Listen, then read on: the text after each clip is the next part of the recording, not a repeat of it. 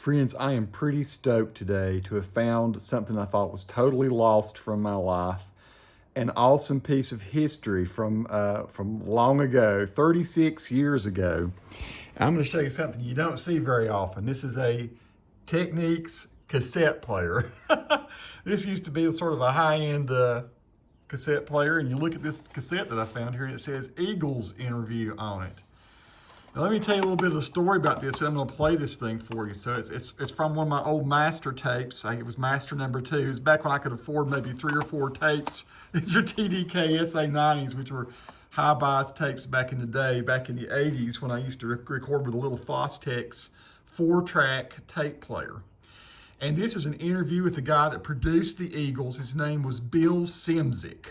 I was an English and communications major at Mars Hill University, and back then, as a communications major, you had to take journalism, you had to take feature writing, which is like stories like what you'd read more in magazines rather than in newspapers. And so we had to pick a subject, some person that we could interview and do an in-depth interview. And a lot of the people there, they'd interview their grandparents or maybe the mayor of their town or whatever. But I happen to know that in Little Switzerland, Bill Szymczyk, a legendary record producer, had his summer home. Bill had a home up there, and he still does. And you know, he's I think it even says on his Wikipedia profile that he has a home in Little Switzerland, North Carolina. That's where I was raised. Beautiful place. And so I just called him up one day. He was in the phone book back then, and it's strangely spelled name. And I said, Mr. Szymczyk, I'm trying to do this paper for my senior, it's 1985, summer of 1985. So I'm trying to do this paper for my senior class in feature writing. I'd love to talk with you about your career and about the Eagles and why they broke up. Now, we've seen the history of the Eagles now. Everybody knows sort of the story, this sort of sordid tale behind it. So I'm not giving anything away, but there are some different perspectives in here. He was very gracious, sat down with me, talked with me about his career, the fact he'd worked with people like Aretha Franklin and James Gang and Dan Fogelberg and B.B. King and just on and on, The Who. I mean, there's a ton of people. This guy's done some of the best music ever. I mean, it's the guy that produced Hotel California. I mean, Jay Ferguson's Thunder Island. You know, all the James Gang stuff, Funk 49 and Rocky Mountain Way, all those things that you've heard on the radio. He's worked with so many big name people. And honestly, there wasn't an internet back then to be able to research him. And so I didn't even know what questions to ask. So what you hear is you'll hear a 21-year-old Tony Lee Glenn interviewing a master record producer who has so many stories to tell, but I didn't even know what to ask at the time. Plus, I think back then he was probably a little more reserved than he has been lately. So Bill's still around. I'd give anything if he saw this YouTube video, if he'd call me up and we could do a follow-up on this. I'd love to hear even more now that I know a whole lot more about what his career was. We'll talk more about this at the end of this video. So this is an audio interview, but I'm going to put some images that I can find if it's cool for me to do that over the top of this, just so you have some visuals to go along with this very cool interview recorded in, like I say, probably August or September of 1985. Well, good, you're prepared. That's good. Yeah, I brought this stuff. I don't know if it's question. Like I said, any of these questions, man, that you just don't want to answer, just say that, and that's fine. We'll move on to something else. Okay. I really wanted to. Well, you know, I'd like to know a little bit about your past. All I know about you is that you produced. You know, I don't really know who all you've produced or anything except for the Eagles records, because you know I tried to do some research on you. And there's nothing written about you. You know. There's a few things written, but you got to go out of your way to find it. It's few and far between. Well, I'll give you a brief history. I was in the Navy until 1964, and while I was in the Navy, they taught me electronics. They made me a sonarman. So which is looking for submarines and that using sound. And the Navy told me that I had almost perfect pitch, and at the time I went, oh, that's great, fine. So what's that? You know, that ain't gonna get that, and 20 cents will get me a cup of coffee.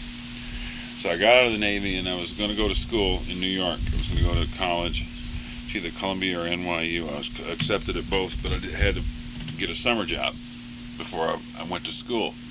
So through a friend of a friend of a friend, one of those deals, I got a job as a maintenance man in a recording studio in New York.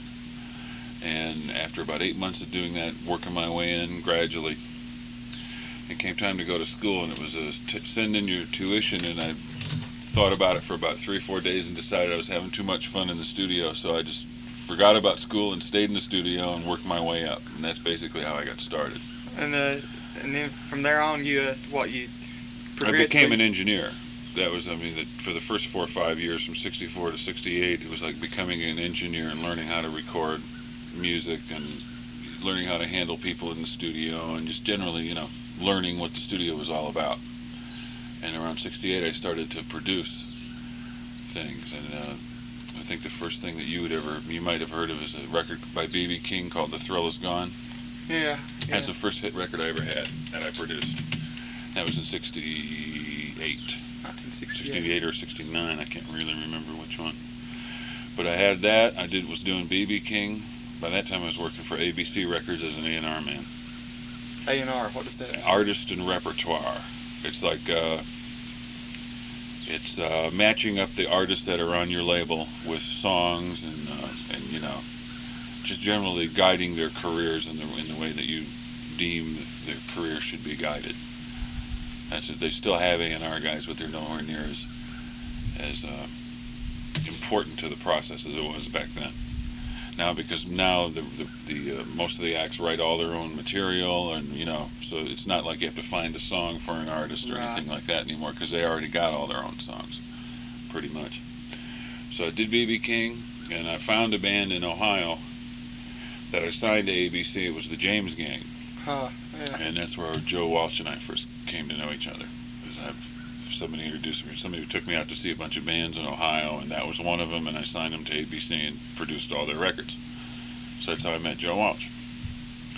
So that basically gives you where I started from. That's the history. and then I guess the Eagles, I suppose they were kind of a backup band for Linda Ronstadt or somebody at that time? Yeah, they were at one time. 3 of them were. Glenn Fry and I guess Don Fry, Henley, and actually all 4 of them were for about 4 months backing up Linda Ronstadt's tour. And then they decided that they could write their own tunes and better than doing her tunes, and struck out on their own. Yeah, they started out with a guy named what was his name, Lyons Glenn Johns. Glenn Johns. Glenn Johns. He was an English producer who had worked with the Stones, and he'd worked with the Beatles. He'd worked with everybody. Clapton. He was like the #1 English producer, engineer producer. He was my idol for a long time. And they did the first 2 albums with him, with Glenn Johns. And they went over to England and did the 3rd album, but they didn't like it. They decided they wanted to get a little bit different rock and roll sound. They wanted to be more American and less English sounding. The Eagles did. So then they came back and they threw out their 3rd album except for 2 songs and hired me. And that's where I started with them in 1972. And did they? That was long before Joe Walsh had become a member of the Yeah, Eagles. this is still the original 4 guys: Don Henley, Glenn Fry, Bernie Ledden, and Randy Meisner. And so you just you sort of had by then. Your reputation had built or grown to where you were. I'd done some things. I hadn't really had any major, huge successes yet, but I'd done all the James Gang records. I'd done a bunch of B.B. King records. I'd done I'd done 3 or 4 Jay Giles band records for Atlantic, and I'd done a Rick Derringer album, JoJo Gunn. Things that were, they got on the radio, FM radio, and then they had a hit every now and then. We'd have a hit, but it would never be #1 or top 10 or anything like that. It was just, I was okay. I was hanging in there. I was what I called the king of the B list. And then with the Eagles, we all went to the A list together. And you've answered a lot of questions without me having to ask them at all. That's great. I've done this more than once. It's super. Yeah. Over the years, let's just go on while we're talking about people you've produced. Who have you produced recently? Since post Eagles type stuff. I've been in a slumber here somewhat in the past 3 years. I did an album for Warner Brothers called Palmer and Yost. It was David Palmer and Phil Yost, and it got put on the shelf due to politics. So that was 8 months gone. I did an Joe Welch album called "You Bought It, You Name It." That was in 82, 83, and 83, and that's about all I've done. I've been taking a lot of time off. I spent a lot of time up here, and I had been on about a 10-year burn that really burned me out. I guess so so. it's only been in the past 6-8 months that I've really been actively pursuing it, getting back into making records again. Yeah. And now I'm working with a guy named Melvin James on MCA. This is his first album, and he's from, like this guy's telling you about, he's from Minnesota. So we've been working up in Minneapolis for the last 2 months. And it seems like I read something you said, you might have said I can't remember if it was you, I believe it was, back in, I don't know, it must have been the early 80s. You, in the High Fidelity magazine, you said that the Long Run album was nicknamed The Long One or something. The Long One, yeah. The Long One. Definitely. I even have a t-shirt that says that, because that took 18 months on and off. It was we won the Grammy for Record of the Year for Hotel California. And this was a follow-up to that, and everybody was, all the paranoia that can possibly come out when you're trying to follow up a huge success like that can devour you, whether it be me, the producer, or anybody in the band, or the whole band as a whole. Yeah. We all, it was like, try to follow up a #1 album, a Grammy Award winner, and the top of the heap, and it's tough to follow up. So it took us forever. Well, I don't know about that. What do you think about that? I don't know about that. What do you think about that? A lot of pressure on the guys in the band. Most assuredly, especially Henley and Fry, about writing songs. Writing tunes that are better than Hotel California or better than Fastlane. It's tough. Really. And in the end result, I don't think they did write songs that were better, consistently better, and obviously they couldn't get along after that, so they broke up. Yeah. That was the end of that. Do you ever associate with any of those guys anymore? Yeah. Well, Welch is still my best friend out of the whole music business. Him and I still talk. As a matter of fact, he and I bet football games constantly. And I've talked to him about 3 times this weekend. Last night, as a matter of fact, just to make sure we were down in the Dallas-Washington game. Oh, really? He had Dallas. He had Dallas. Oh, great. You're a Washington fan. You're all right. Well, I'm a Miami fan, first of all. Oh, man, yeah. They got beat, too, so. I'm a big Miami fan myself. I had a bad day. Bad weekend. So, yeah, Welch I keep in contact with every week, just about. And I've seen Glenn Fry and Don Henley maybe once or twice, a couple times, and that's about it. We don't really keep in touch. They all live in L.A. and I live in Florida, so it's rather difficult to keep in touch with them. Yeah, maybe I'm putting you on a limb, what do you think of their music now? Do you think that No, you're not putting me on a limb at all. I think Henley's stuff is extraordinary. I love his solo albums. All his solo albums. Glenn's I'm a little disappointed in. His stuff. Felder, he had a solo album out that was Secret Service. One of the Bad Girls on it and stuff like that. Yeah, it was okay, but Felder's not a singer. He's a great guitar player and he's a great arranger, but he is not a singer, and so thusly, he's dealing with not a full package there. If you don't have it all, if you don't have all the goods, in my mind, then what's the sense of doing it? Right. So, and Joe, he's kind of stuck in a rut. Welch. He just put out an album that, it seems like every other album I produce, and then he decides he wants somebody else. So we haven't decided if it was my turn to quit this past album or was it his turn to fire me. But whatever it is, next time we'll probably work together again. We don't know. I'll kind of change over here a little bit. I want to ask you a few things about producing. Most people don't know what does a record producer really do. I know I'm sure it's a whole lot, but just in kind of a nutshell. Well, the basic, the catch-all phrase that I use to describe what my job is what a director is to a movie is what a producer is in a much smaller scale to an album. Is that you have the actors being the musicians, and you have the musicians and the singers, and you have the material, which is either the script, which is the songs. And you have all of these things all these ideas floating around in your artist's head, and it's your job as the producer to get it all out of their heads through all the maze of technology and onto the plastic. Yeah. Now, whatever that entails, each job is different.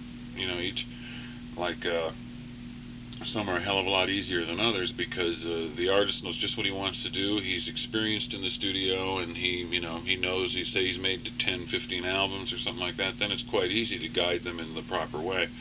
Then you're there basically as a set of ears for the artist to bounce certain ideas, songs. What should we cut out? This 8 bars, should we add it, make the intro longer? Things like that. It's real easy.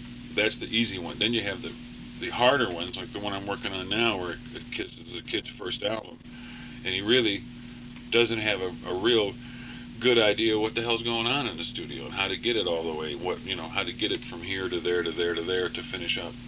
So it depends. It's just anything and everything that can help, or how you can avoid hindrances in the studio process to get it out of his head, through the tape, and onto plastic. That's what the producer's job is. And how much would you say a producer? Producer is really responsible for almost the entire, or the way the album sounds and everything. Well, if you got to hire certain engineers, and and the engineers are the ones, you tell them what kind of sound you're looking for. You want a big, huge drum sound or a tight, closed drum sound. And in general, yeah, you influence. You're the last line of defense, right? The producer's it's up to him to get it on tape. How do you determine what the public's going to like, with a band? You don't. You just take a gamble. Life is a gamble, and the record business is even worse.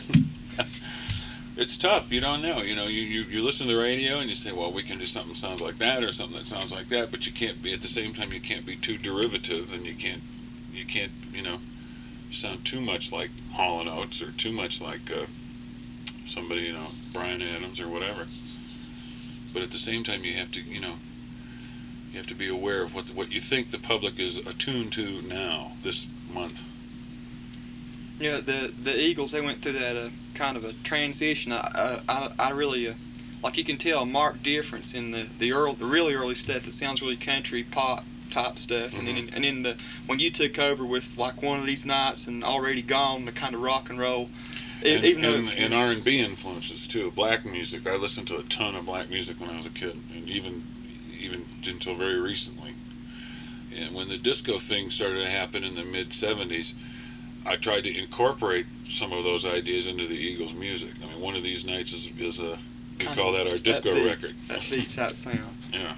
So that's, it was a nice marriage of convenience, because they were looking to get away from the full acoustic country sound and to become a much more tougher electric rock and roll band, and I didn't want to make cowboy songs, right? So it was a good marriage in that sense. What would you say, of the songs that you produced for the Eagles? What would you say are your masterpieces, or your best songs? Well, Hotel California obviously has to be one. That's probably the high point of my career at this point. I like Life in the Fast Lane. I like Disco Strangler off The Long Run. Yeah. I liked I like One of These Nights, that tune. And I also like, there was an instrumental on that album called, they wound up calling it Journey of the Sorcerer, but I wanted to call it Fellini in Florida. Because that's where we cut it. I see. And it was like a Fellini movie. And it's just an instrumental, but it was real electric and real, it was like a soundtrack to a movie that hadn't been filmed yet, and I enjoyed doing that. So those are probably my favorite Eagle tunes. So friends, I had totally forgotten how long that interview was. That's only halfway through it. And so I'm going to stop at this point. I will say I'm going to produce the second part of this. It gets even deeper into just the craft of what Bill does. Some more stuff about the Eagles, some more stuff about various other artists, and why he loved the mountains, why he ended up in Little Switzerland. It is a fascinating interview. Hopefully you've enjoyed that. Anyway, I will say this. So that when I wrote the article about this, I wish I could find it somewhere. It's probably on an old floppy disk somewhere, but it ended up being a really great feature article. And I was magna cum laude English student, I say English communications. And so I was actually shopped out to Rolling Stone magazine to put that. And you know, I was so lazy at the time back then. I was playing in bands and I was so distracted and everything. And maybe I could have ended up writing for Rolling Stone. I don't know. My professors there at Mars Hill had connections, and it turned out to be a great article about Bill. And this was, you know, now he's out there. You can find other interviews with him and other stuff where he's been on video blogs or podcasts and things.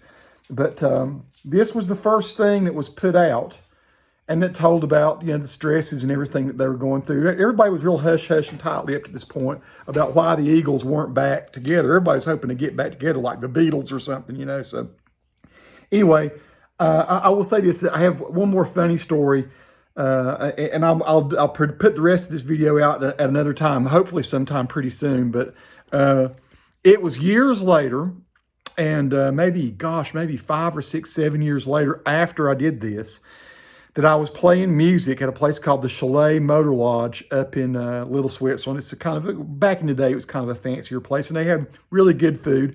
And so I played dinner music there. I played acoustic guitar, and then at the end of the night, when I get through doing about 2.5 hours of dinner music, I play classical guitar and acoustic guitar. Then I'd take my Telecaster and my PV amp, and I'd go into the bar. And there was a guy there named Ira Klein, who was a really good country, do like Merle Haggard stuff. And that's where I learned a lot of my country chops, was jamming with Ira. And he had bass pedals to play with his feet, and his wife would play drums. It's actually a little trap kit, and it sounded great. So I'd play the dinner music thing, then I'd go do that. But anyway, Bill was eating one night there. I had no idea he was doing it. And I remember him coming up to me, and he remembered who I was. And he said, "Hey, how did your paper turn out?" And I said, "You know, it was really great." I said, some people wanted me to shop that out to Rolling Stone. He said, "Oh, I wish you'd done that." So I kind of wish I had too. Like I said, I just didn't jump through the hoops I had to do to get that over there. But the coolest thing happened. He told me that he really enjoyed my dinner music, and I had done I think it was kind of a hokey jazz version of Stairway to Heaven that I would play just to see if people could pick out that I was doing what I was doing. And so I'd work around that chord progression and throw little hints at Stairway. He goes, "I really like the jazz thing you're doing with Stairway to Heaven." And I don't know, it was just one of those cool little moments. Somebody that had worked with my heroes, all my different heroes, Joe Walsh, the Eagles, the Outlaws, the freaking Who, like I said, B.B. King, my goodness gracious, Jay Ferguson. I loved Thunder Island. I love Rick Derringer, Rock and Roll Hoochie Coo. See, now when these things, Elvin Bishop, Fool Around, Fell in Love, when I hear these things come on the radio, I've met the guy that was there that facilitated all that. He might not have written the song, but he was certainly responsible for how it sounded and for what the polished version of that was that went on the record. So there you go. That's part one. It might be a few weeks before I put part two up, but we'll put part two, and I'll put a link from this video over to it. Hopefully you've enjoyed this cool little interview with Bill Szymczyk, and you've learned a little bit about what a producer does, a little bit more about the Eagles, a little bit more about just the life of a very interesting individual who's now settled up here in the mountains of North Carolina. Peace to all who watch. Subscribe to the channel if you like.